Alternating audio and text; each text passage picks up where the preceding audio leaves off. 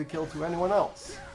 Because obviously he should have saved his ultimate even if he didn't get the kill with that, whatever it was, I'm assuming the Ice Blast.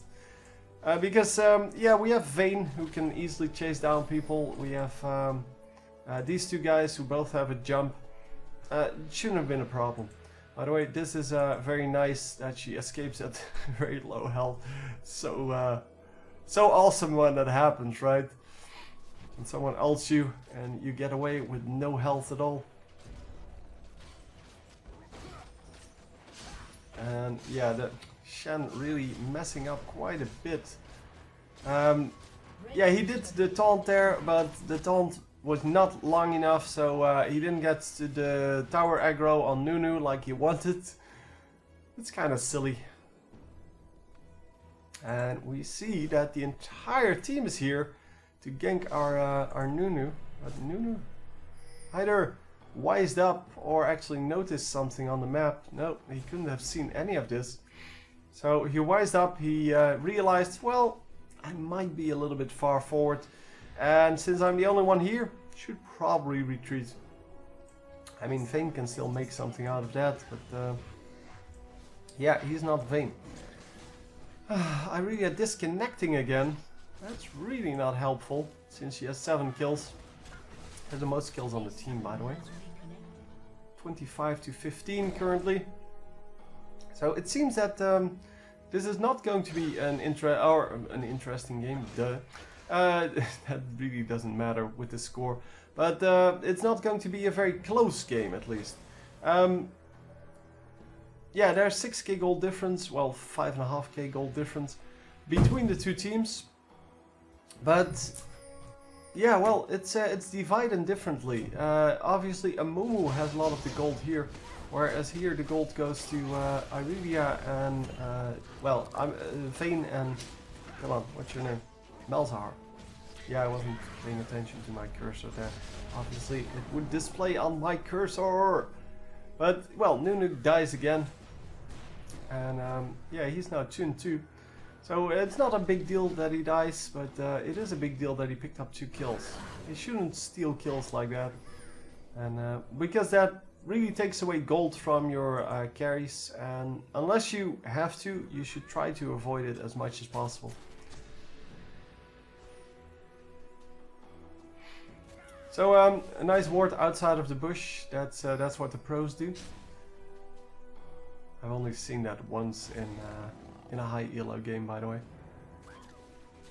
Someone putting a ward next to the bush instead of in it, and yeah, it's so stupid when you realize that you could have placed it inside, just smack down in the middle of the bush for the same vision.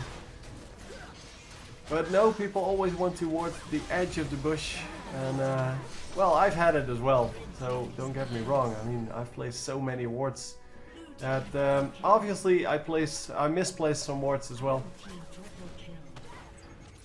And oh, come on, quadra kill! Wow, how did we get there? Wow, pentakill. She was what, 6-1? That's not really fat even. Okay, let's rewatch that because I didn't realize that there was a pentakill incoming right here. Obviously we should start over here, and it takes a little bit now to get there, but we'll get there. So I was kind of just watching the fight as it went on, because this guy, yeah, he was going to die, but he took at least 2 ultimates. And yeah, the Shen ultimate obviously not going to be useful at all in teamfight. And here goes the first kill, and we're going to chase this guy. And then Shen is not going to get out. And then the second, the last 2, yeah, we did see those. Wow, she has some awesome damage here, man. But yeah, pentakill, and a very nice one at that. I mean, there's nothing else to say about that. They weren't really fed. They were down 1 champion right from the start. They have a disconnect, I believe, still. No. Oh, she's here. Never mind. So, the other enemy team just used too many ultimates and they made use of that by killing everyone. Imagine if that Amumu ultimate was still up, or that Ziggs ultimate. That would have done so much more than just a single target nuke. It's and on someone silly. I mean the mid laner. Yeah, of course. Yeah, he has 6 kills. He has 125 minions, so it's okay. But versus the 6 kills and 160 minions that are here, or the 7 kills, 160 minions, 70 minions here, that is really not the right target for you to focus. You should focus the guy that's going to kill your entire team, not the guy that can take one kill. And nicely done, gets a 6th kill out of that. Well, not out of the situation, but well, 6 kills in a row, I guess. Well, she has more kills in a row. I don't know how many, but I don't know when she died, at which score. But at least she gets quite a lot done. And yeah, we are currently 4 versus 4. One of the guys is over here. They should know that she's there. Yeah, and they did know that she was there. Is this guy? Yeah, he is revealed, but he should really get out of there. It's a risky place to be. And oh, the enemy team coming in for the dragon. We should be able to pick it up between the consume and the flash. Oh, sorry, smite. And Nunu not getting out of that one. So the blue team gets the dragon. And the blue team also gets a triple kill. Well, double kill and 1. So yeah, we're godlike. That's 7 in a row. So indeed, she died just before the pentakill. And yeah, another ace. Wow. And we're just going to take down this turret. Should just brute force it because, well, we have plenty of health here. And they're going to go back anyway. Dude, go back. I told you to go back. Well, the entire enemy team is down, I guess. I'm not really worried. They are going to heal now. Vayne is already back in base.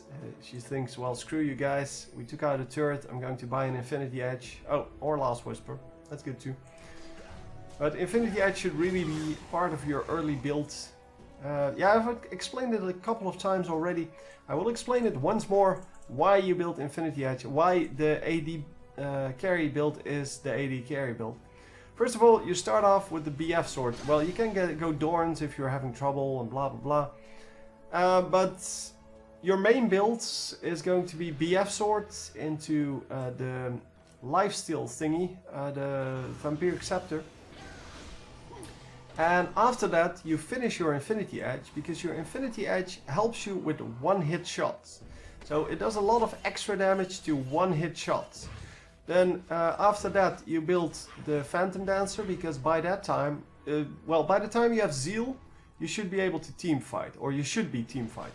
So you get Zeal, you start the team fighting phase with your team, and that means that you're going to farm on champions more than on minions from that point out.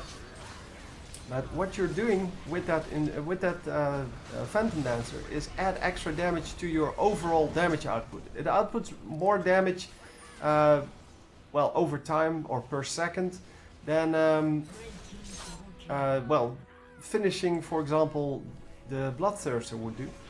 So what you do is you kind of go into team fighting mode and just kill people with that Phantom Dancer and Infinity Edge.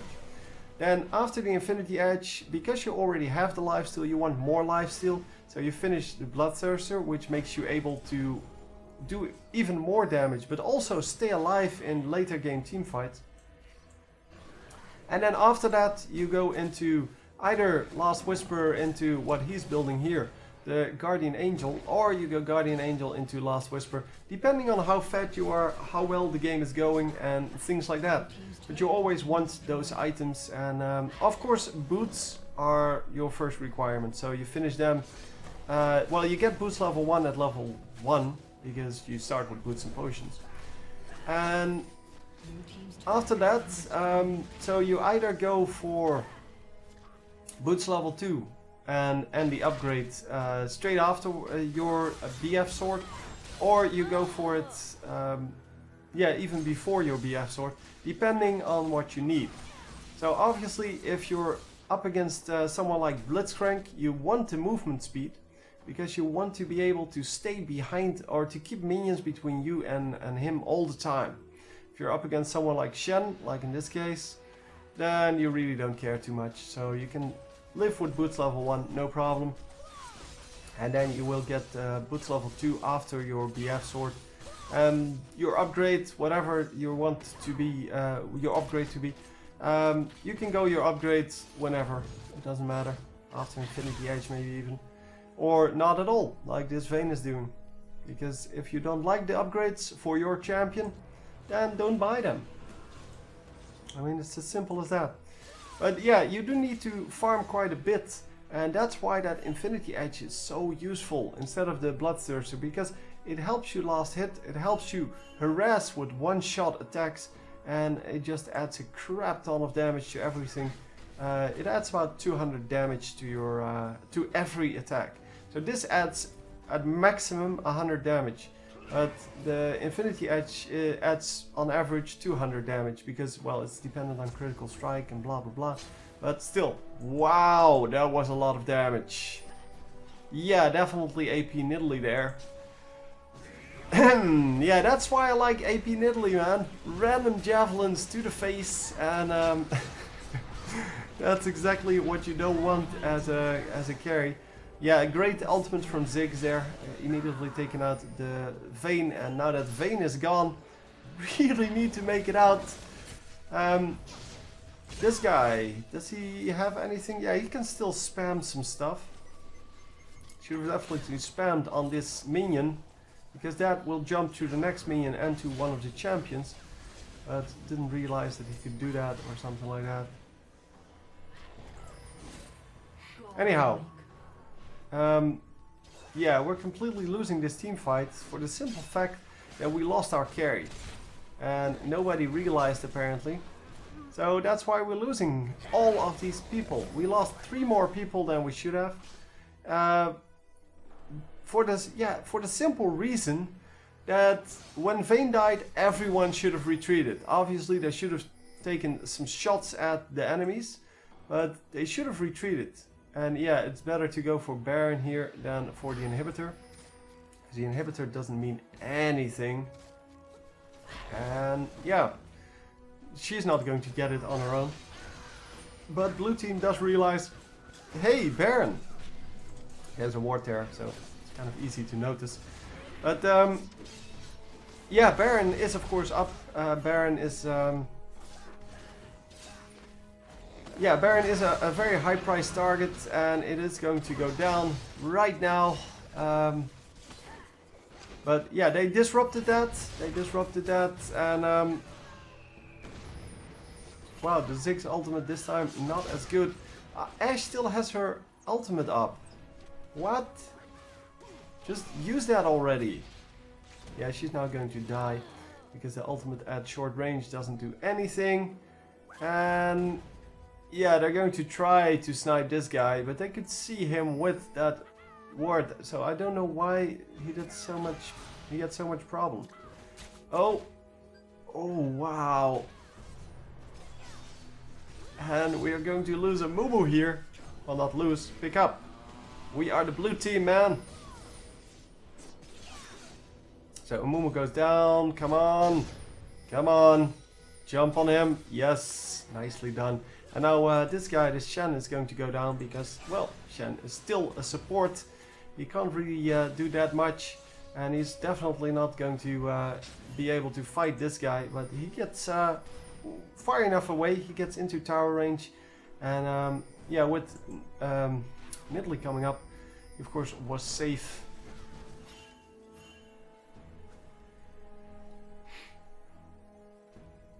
So yeah, we're getting out this time. So Vayne going to go to the bottom lane to push that a little bit. Because of course with the inhibitor open, they need to make sure that all of the lanes are pushed, because they are focused on defending mid lane here. Where is he going? Is he going over here? Really? You're going to go with a support Shen, 1 versus 1 against Vayne. Really? That's your plan. Anyway, yeah, Vayne chased way too long there. Could actually pick up the dragon here on her own. There's no reason not to. Well, she's going to wait for her team. But she can just easily pick it up on her own. Just right click it and it will die in a few seconds. Who picks it up? It is Aurelia picking up that dragon. That blue buff, sorry. That is quite significant. Because Amumu should have been able to smite that pretty easily. But anyway, we're going to go on to... Wow, nice double kill. No, don't chase! Don't chase! Just get out of there. Oh, if she saw this guy, she would have definitely gone for that. It would have been good, but... would have been a smart choice, but she definitely would have tried to get that kill. And yeah, now she's going to heal up. And this is why you have that that lifesteal. It's not just for team fight. It's because you can stay in, well, and farm. You don't have to go back because you can just lifesteal. I mean, she's already back at 2/3 health. And that's also the ridiculous thing about lifesteal. Late game, you just can't get killed anymore. Even though you're like a super weak carry, you don't really do anything. And why does she have this?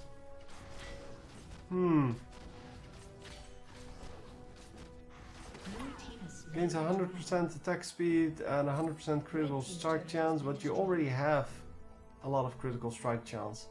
So it's okay for in team fights, but really? No. It's only three hits where you get the 100% critical strike. So you basically do what, 750% of your attack damage, and that's it. That's the whole item. So yeah, that's definitely not worth it. Definitely don't get that. And it's an expensive item. Wow. It's like almost as expensive as Phantom Dancer. It's a few hundred off, but yeah, I don't know why she invested in that. But anyhow, we'll never know, I guess. So yeah, the last item basically is up to you, by the way. So once you have this, this sort of the divine item is up to you. Some people like to go, yeah, second Phantom Dancer. Some people like to go, I don't know. I don't know what the standard item is in that slot. Because there is a standard item, but I just forgot. But it all depends, of course, on your playstyle and, well, actually not that much. You should have, if you're playing AD carry, you should have the playstyle of an AD carry in this game. Yeah, there's not a whole lot of variation, because if you vary your items, you're just going to lose a whole bunch of damage. Or protection, because if you don't get the Guardian Angel, you're kind of screwed. Guardian Angel, yeah, she just completed it. She's going to get some lifesteal going and stay alive for long enough to pick up that kill. Yeah, not entirely, unfortunately, but yeah, triple kill here for Aurelia. It really doesn't matter. Aurelia just takes over the carry role if Vayne is not there now. And now we have three very fat champions. 16k, 15k and 16k. On the enemy team, yeah, 11, 11, 13. Yeah, that's a completely different score.